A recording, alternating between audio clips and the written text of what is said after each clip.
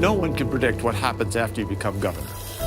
Historic drought, thousands of acres in flames, and then came the worst floods in 100 years.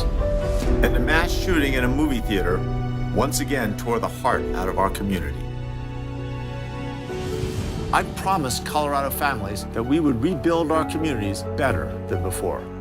And that just offering thoughts and prayers would never again be sufficient. I'm John Hickenlooper. I'm running for president because we're facing a crisis that threatens everything we stand for. As a skinny kid with Coke bottle glasses and a funny last name, I've stood up to my fair share of bullies. Standing tall when it matters is one of the things that really drives me.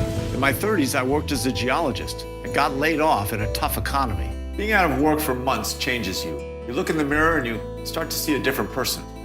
One day, I got a library book on how to write a business plan. An abandoned warehouse in a forgotten corner of Denver.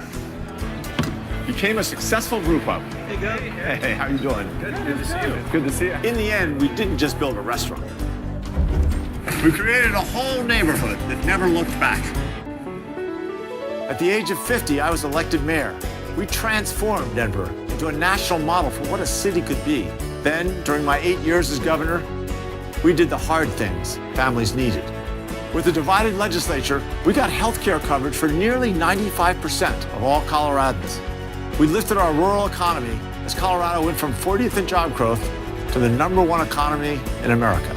We brought environmentalists and oil and gas companies to the table to create the toughest methane emissions laws in the country.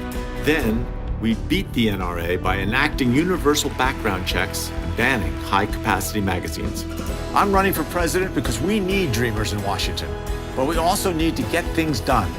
I've proven again and again I can bring people together to produce the progressive change Washington has failed to deliver. Join me, and we'll repair the damage done to our country and be stronger than ever.